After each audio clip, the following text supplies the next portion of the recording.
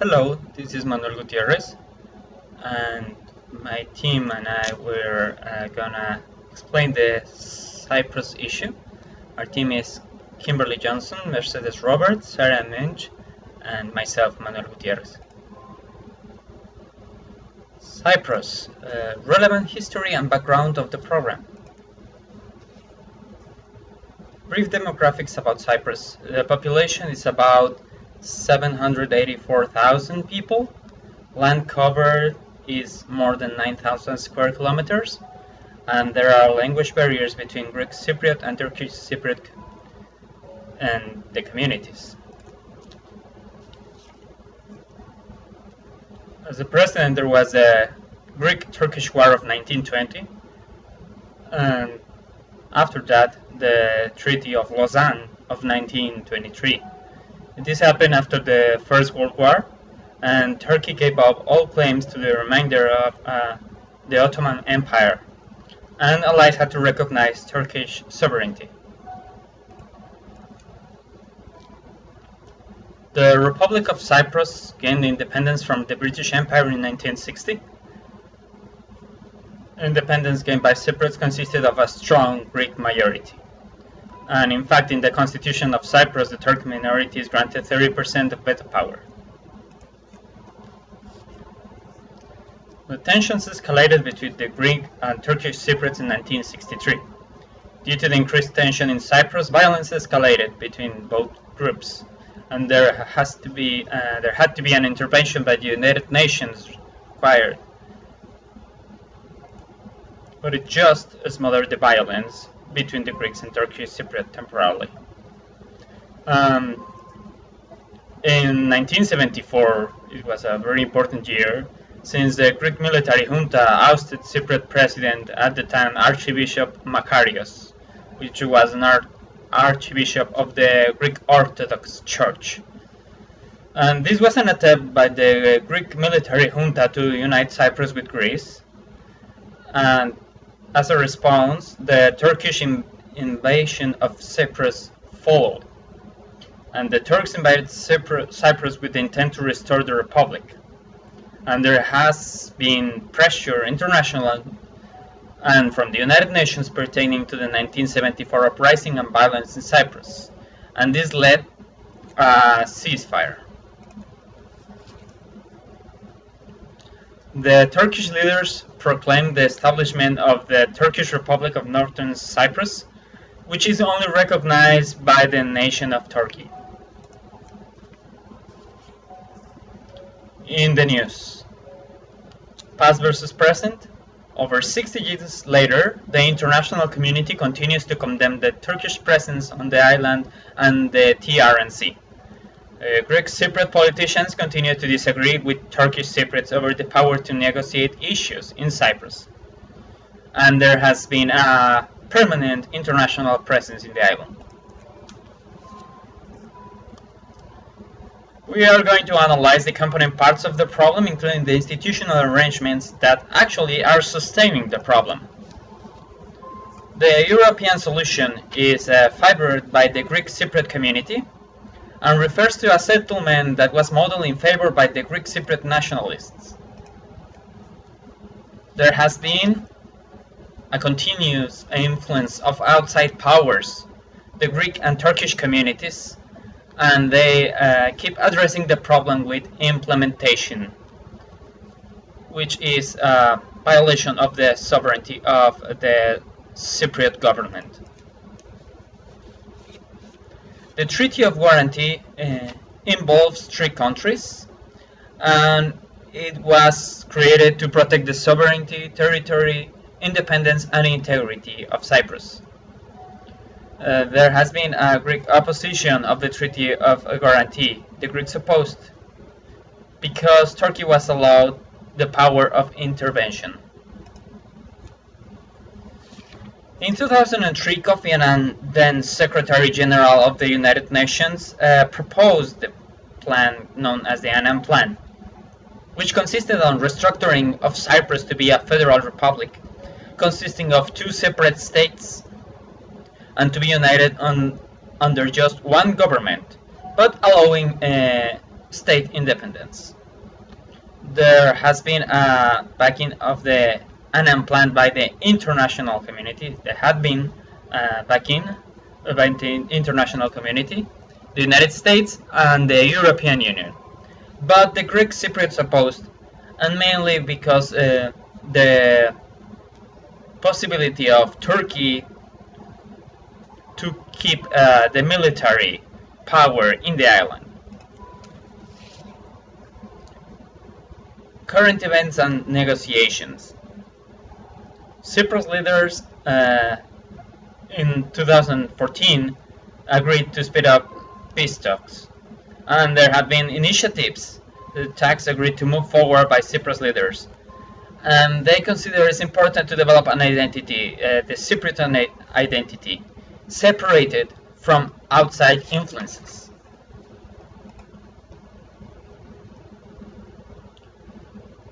We're going to analyze the areas of vulnerability and opportunity in territory, property, government, security, economy, and cost of reunification. In terms of territory, the Greek Cypriot community is the ethnic majority in Cyprus, but more than 160,000 Greek Cypriots were displaced by the Turkish military invasion in 1974. The Turkish Cypriot community is the ethnic minority in Cyprus, concentrated in the north, and there's a vast influx of Turkish settlers after the 1974 military invasion. But they founded the TRNC, which is not recognized by the international community. And then we have the United Nations buffer zone. The United Nations peacekeeping force in Cyprus is there since 1964, and the United Nations Security Council passed the Resolution 541, which declares legally invalid the Turkish Republic of Northern Cyprus. And there's actually a buffer zone, which is known as the Green Line, which runs for 183 kilometers from east to west, dividing the island in north and south,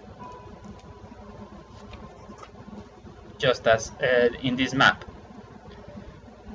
In terms of property, the Greek Cypriot community consider a lost property the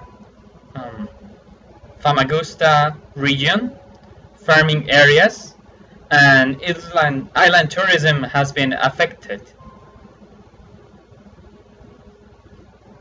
among other areas, and land loss is valued at $82 billion in 2009 was valued. The Turkish Cypriot community considered to have gained property, but the Turkish Cypriot community had a large number, 52,000 Turkish Cypriots had to be relocated from the south to the north. And in terms of territorial property, there are British Army bases, which Britain retained after the Declaration of Independence in 1960. But in 2004, Britain agreed to relinquish bases if a settlement was reached. In terms of governance, the Constitution of 1960 considers a 70% Greek, 30% Turkish Cypriots. And the Greek Cypriot community, for a possible reunion, consider a tight federation, which means the federal government will be most powerful. Instead, the Turkish Cypriot community desires a loose federation, which is a confederation in which the federal states are more powerful. And the type of governance has to be bizonal and bicameral federation, an international choice. They want a formal division. The Turkish Cypriot community considered that is important for their well-being as a community that there has to be a division between Greek Cypriots and Turkish Cypriots in terms of areas of settlement.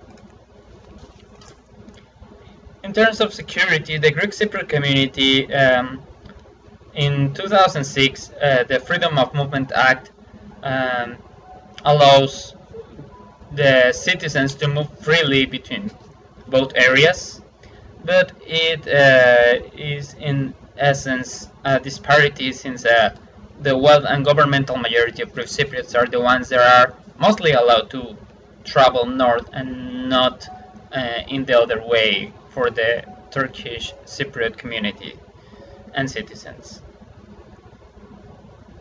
And they consider, the Turkish Cypriot community considers that there has to be a property exchange in which a return of the property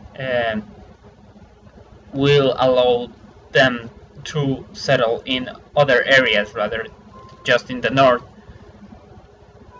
But they don't want the Turkish military to leave the island because they are fearful that there would be an ethnic cleansing acted by the Greek Cypriot community. In terms of economy, here are some numbers. Essentially, the Republic of Cyprus, for 4/5 of the gross domestic product, comes from its service sector, tourism, and investment.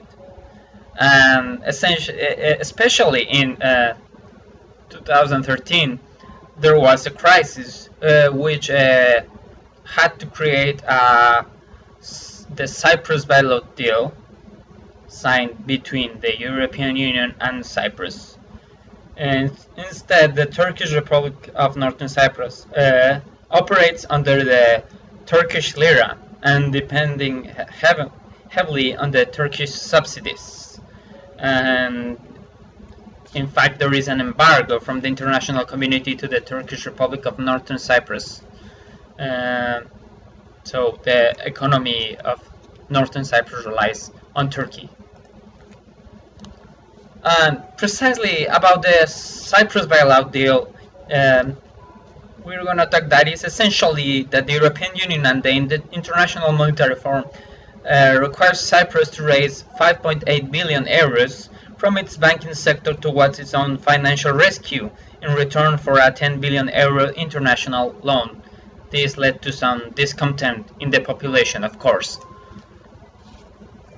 And here we have some numbers that include also the Turkish Republic of Northern Cyprus, where 257,000 people live in the area of the TRNC. That is the 18% of the Muslim population in the island. As you can see, the proportion has changed from 70-30 to more 80-20%. But the government still considers that the Turkish Cypriot community has a 30% over the political and other issues, essentially their veto power if they were going to unite again. For the reunification, we also analyze the opportunities and vulnerabilities, and I'm gonna focus particularly on the easier negotiations that would be able to exist and that actually can exist because there's no active conflict. And the opportunity is to create a bizonal and bicommunal federation, which is backed by the international community. And very important that the Republic of Cyprus acceded to the European Union in 2004, which is now 10 years, creating a history of good and sustainable opportunities for both the European Union and the Cyprus government. And this is important because Turkey desires to become an European Union member, and the Cyprus issue is a problem for Turkey to become a member. Now, talking about the international communities and their stake in Cyprus. Turkey if the Cyprus issue is resolved, would be more easily allowed to become a nation part of the European Union, which would be the first majority Muslim nation to join it. Greece and Turkey could improve their political relationship, and this would be an opportunity to better relations amongst NATO members, since both countries are part of it. And it would also resolve possible energy disputes in the Mediterranean. For Greece, there would be a more regional stability. It would distance itself from the Republic of Cyprus. They would have a more independent lives, and they would create a new era of cooperation and would have to solve other problems related with Turkey. Other countries that have stakes in Cyprus, Britain. British refused to recognize the Greek Cypriot desire for enosis. In 2004, Britain has agreed to relinquish the bases that are on Cyprus, be handed to them upon unification, be handed to the Cypriots. And Russia, that if the unification happens, it would lose an opportunity to influence the Mediterranean region, because it could prove detrimental for to fight the Western ideology, and Russia is actually a major foreign investor in the Cyprus economy. The United States and the United Nations are favoring the pro-Western orientation and partnership, and they consider that the British base in Cyprus would prove useful to all Western allies given the conflict in the Middle East. And solving this problem could mean a partnership between three religious groups: Christianity, Islam, and Judaism, which leads us to talk about Israel, which is also has also a continued support of Western values and alliances, and they consider that it's a major project in the area, the gas partnership that could develop further for all countries involved. It means that there are gas fields found in the sea that belongs to Israel, and that those gas pipes had to pass through Cyprus to get to Turkey. There is an ongoing cooperation. The cost consequences of not solving the problem consist of the economic impact, essentially in tourism, for both Greek and Turkish Cypriots. And of course we have to consider the international embargo of Northern Cyprus, and the condemnation of the Turkish Republic of Northern Cyprus, which is isolated. Its economy is isolated, and there's a political blockade due to the membership of Cyprus, of the Republic of Cyprus, in the European Union. For Turkey, the cost consequences mainly is the subsidizing cost of the TRNC, because it's the only state actor to recognize it, and the international political stance. The desire to join the European Union is hindered by the Cyprus issue. And there is a human rights impact after the invasion of Cyprus. The Turkish military forces created separatism on the island, and this perpetuated ethno-cultural religious divisions. And after the invasion, the Greek Cypriot community flourished, but there's a continued separation, which causes infrastructure stagnation, and there is an always ongoing animosity toward each other communities. Even if there is not active conflict, there is always this separation of both communities, lack of understanding. We created a SWOT chart in which we show the strengths, weaknesses, and opportunities and threats that currently Cyprus has. And their strengths, since it's an island, there are not any external forces disturbing It's a place for tourism and has a predominantly low dependency ratio and young workforce. The weaknesses is the population division, ethnic issues, non-freedom of movement for individuals from the Turkish Republic of Northern Cyprus, moderate earthquake activity, droughts, water resources problems, and permanent presence of Turkish militia. And actually, about the water resources, the water that arrives to the island comes also from Turkey and the support that is given to the TRNC. The opportunities, the relations and economic exchange with the European Union nations, and if Turkey becomes part of the European Union, there is a better feasibility of union. There's also an opportunity, the promotion of the island as a destination for vacation, retirement, especially for United Kingdom citizens, which are still very tied to the island. The threats, there could be an intervention from Turkey or Greece or other nation. Another threat is that an agreement would never be reached, never accepting a solution given by an external assessor, and the weakening of the economy due to the isolation from the European Union and other positive trade economic agreements.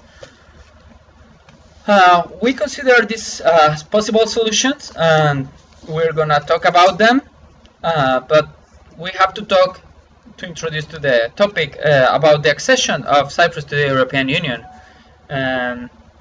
These have been very variable, as we saw the economic part of it was not particularly brilliant.